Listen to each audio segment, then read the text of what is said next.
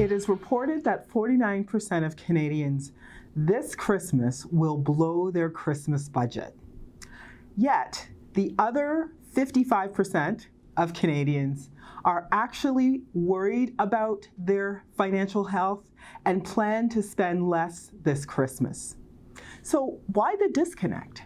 Why are some Canadians more worried about the debt load they're carrying and others are not, I guess is the quick answer. This month's Timely Tips, we're going to talk about all things budget, because what we really don't want for you, what we wish for you this Christmas is prosperity, and we really want to make sure you don't go into the new year with a Christmas hangover. So stay tuned for this month's Timely Tips, where we talk about all things Christmas budgeting, all things Christmas debt, and how to avoid it, and really best practices on how to make the most of your holidays with less debt and more time with friends and family. So stay tuned. Thank you. So Sharon, you're back with us this month. Yes, we are. December. Always happy to see our office mom, client experience manager. And here we are at the end of the year already. Can you believe it? Nuts. Anyway, I think it's an important topic we're talking about this month, because Christmas comes on us and it always seems like it comes so quickly.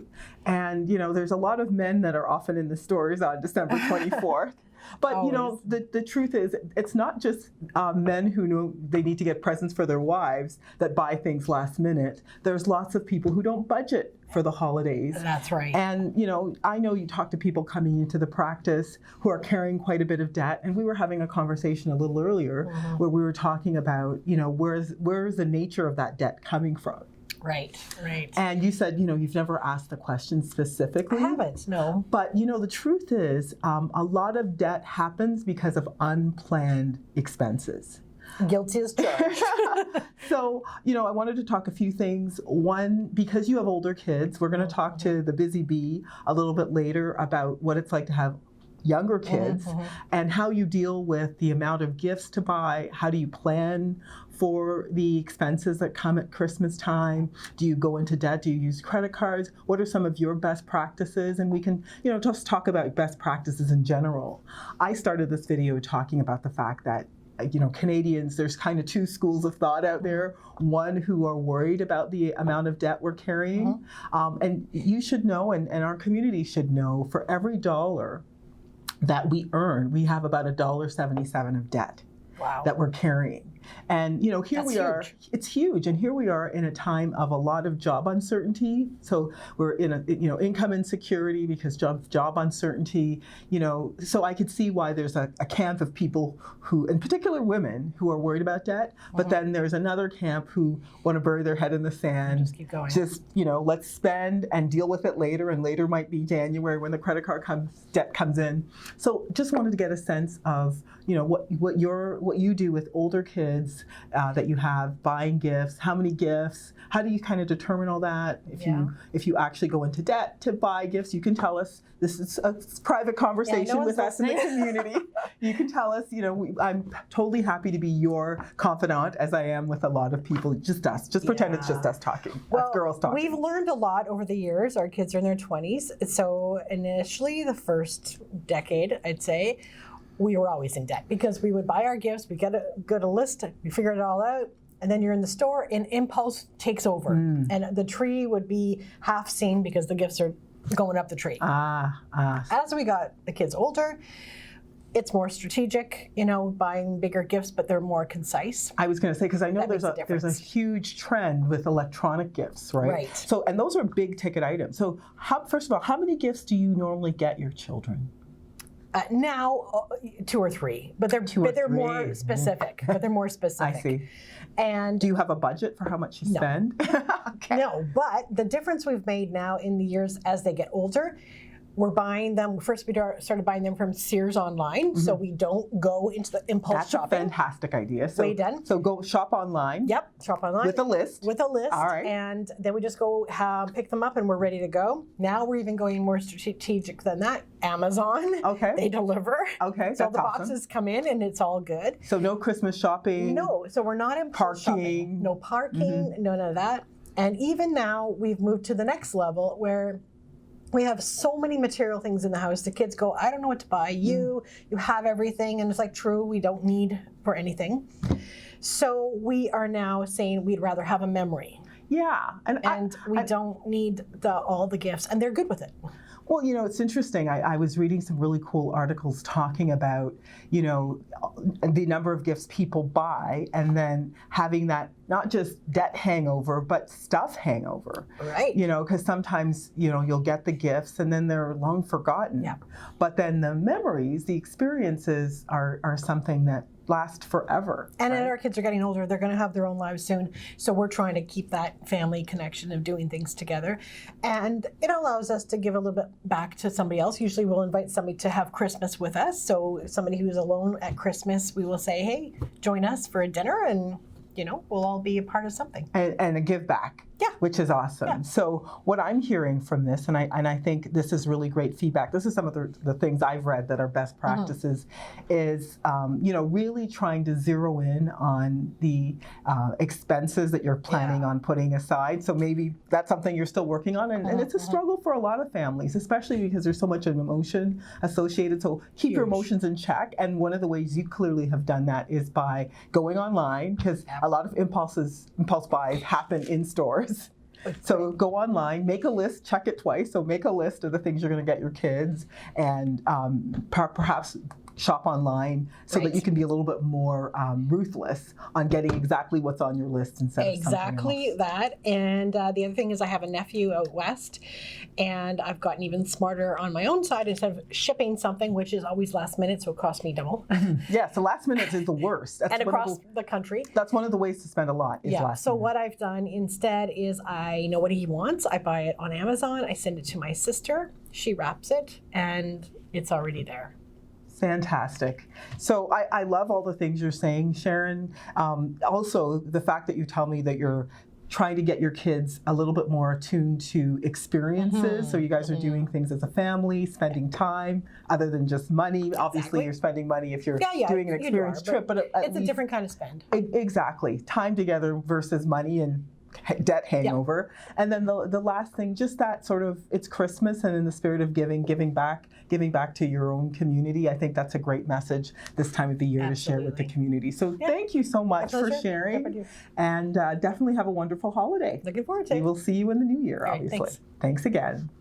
So we're back here again with our other famous personality from the office, which is our Busy Bee, our client administrator. And obviously, this time of the year is a crazy time in our office, and we can't do a lot of this processing without you, Nydia. We need you. But we also need you because what's great about this practice is we have Sharon, our office mom, who has older children, but then our secret weapon over here as well is Nydia with the younger children. Yes. And, you know, we've been talking about Christmas and budgeting and best practices. Right. And Sharon was talking about, you know, the fact that she has older children, and she tends to, because she's a big shopper, and she knows she gets emotional about her buying. Right. She tends to buy online. And one of the secrets to buying online, or even buying in the store, and really beating impulse buying, she said, and we were having a conversation after we stopped filming, that a really good way to do that is to use a debit card rather than a credit card. And so as much as you can limit your spending, so you've got this list, you've checked it twice, you really want to stick to what you plan to spend, because we were also talking about the fact that there's two camps out there. There's two types of clients out there, two types of people out there. The people who are going to blow their budget this Christmas, that's the 49%. They have to keep up with the Joneses. That's right. And then the 54%, and a lot of them are women, who are actually going to spend less because they recognize Canadians are carrying, for every dollar they earn, 1.77 of credit card debt or debt. Right. So just wanted to get a sense of, you know, how you deal with Christmas with younger kids, because sometimes it's easy to get caught up in the emotions of wanting to buy all the things that they want. Do they have a sense of what their expectations are going to be for Christmas, and how do you deal with that? So I've set a budget myself. Okay. And do you stick to it? You're just talking to us. Just Right. there's nobody here. Just pretend it's us. You can confess your sins, your financial sins to us. So, but I only started my budget like, a couple of months ago. Uh-oh. So the problem is that I haven't had enough time in my budget to save up for Christmas. I see. So I had to take it out of my mortgage extra payment. See? We know what camp Nydia belongs to. To pay for the Christmas presents, but we did set a limit. Okay. And even though my son tried to pull at my heartstrings with a Santa Claus letter saying, dear Santa, I want a PlayStation and a computer. And that's the thing. It's interesting you say that. A lot of, when I was younger, and this was just a few years ago, obviously, but when I was younger, we used to have like maybe 1 or 2 gifts, and they were like dolls. They weren't big ticket items. Like the gifts that people are giving their children now, or the gifts that kids are requesting, are electronics, which That's are right. big ticket items. They're That's not right. small things to buy for. So how do you budget for that? You said you had set a limit. Can you afford all the electronics that your kids want? And how do you navigate all of that? So with my son, I've told him that I just can't, Santa just can't bring you that. It's Even too the expensive. And so I just bought him something completely different that hopefully he'll like. For my 2 daughters, one of them wants a cell phone, and the other one wants a TV. For Christmas. Oh, wow, a TV. A TV. And it has to be a 40-inch. How can Santa afford to even bring that to your house Exactly. anyway? It's too big to fit in the bag, I said. Or down the chimney, anyway. So what I did in that case is I said, okay, this is my budget towards each kid. And then I talked to the other family members and I said, hey, this is what the kids really want. Can you afford to pitch in whatever you were going to purchase as a gift? Instead, give us some Walmart gift cards or give us cash in a card. And then that way they can, save up that money and go out and buy that cell phone and the TV. And that's a fantastic best practice. So the grandparents or friends are going to all want to get your children something. Why not enlist them to help to get the one gift that they really want? Exactly. I know that some parents tell me they'll get a gift for their kids. They have a practice of getting their gifts, maybe something they want, something they need, something they can wear. Yep. So there are different rules around that. But definitely, if your cash flow is limited, like many people, then enlisting friends and family who are going to buy gifts anyway to help them with one gift to pay for the one thing they really want is this really, really smart idea. Yeah, exactly. The other thing I was going to ask you about, because I think another really big unplanned expense that people have that they don't necessarily think about, that they may not have planned for, is the entertainment associated with Christmas. So are you the one who hosts Christmas dinner? That's not cheap. That's especially for 8 to 10 family members or more. How do you plan for that? Is it in your budget? Are you also factoring in things like wine and liquor and paying for all of those things? Or even the celebrating. Celebrating isn't cheap, right? But we do a lot of celebrating over the holidays. How do you factor those costs in? And is that a part of your budget? Right. So that's not a part of my budget because I've been really lucky. I go between my mom's house, my mother-in-law's house. So it's somebody else's debt. So it's somebody else's debt. But at my mother-in-law's house, what she does is she asks everybody to bring something. That's good. So her daughter will bring dessert and we'll bring the mashed potatoes and, so on and so forth. Right. And that way it helps cut down the cost of it.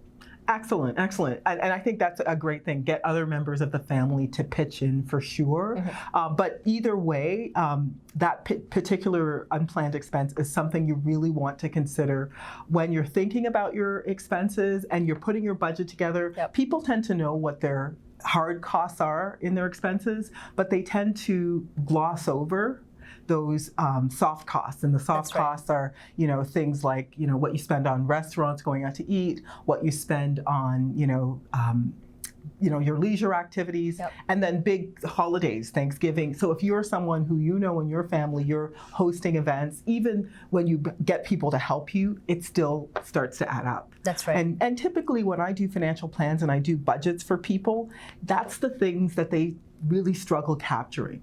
And we're already at the end of the year, so even if it's a plan for next year, let's see how much Christmas costs you, see how much those things cost you, so you can plan a little bit better for next year. Exactly. So thank you so much, Nydia. These are great tips, and I will see you next month. Happy holidays. Happy holidays enjoy the meal over at your family's place.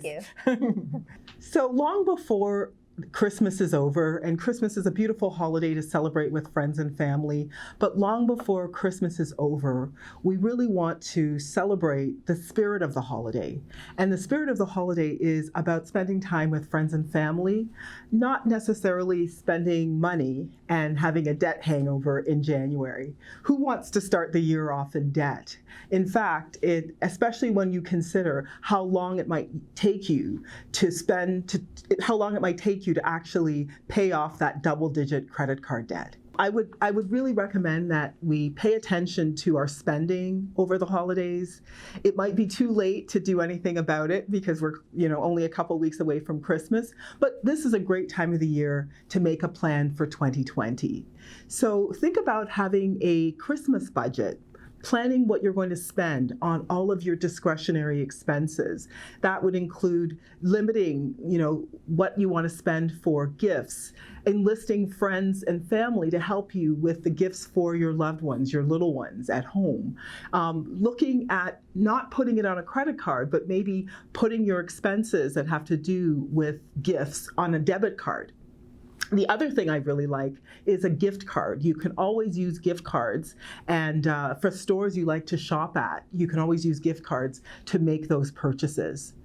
But the key is going into the new year filled with anticipation for prosperity instead of having regret and anxiety about Christmas debt. Thank you. I wish all of you in the Timely Tips community a wonderful Christmas, a prosperous holiday, and all the best for 2020. And we look forward to serving you in 2020. Please feel free to reach out to us if there are topics that you want us to look at next year that you'd like to see us bring forward in a new Timely Tip for the new year. We can't wait to share new content with you. We have lots in store, so please stay tuned. Thank you again. On behalf of the Timely Tips and the Jackie Porter team, we wanted to wish you all Happy holidays. Hang on a second. Is someone missing? I think so. Oh, just a second. You know what? There he is. Hey, folks. Happy holidays. Yes, this is Asatai. We wanted to introduce you to him. He's the one lone male on our team. He's our guy. It's lonely in this team as a man, isn't it, Asatai? We're so happy to have you on our team. Thank you so much for all the hard work you've done this year, and we really look forward to working with you next year. Thanks, everyone. Happy holidays.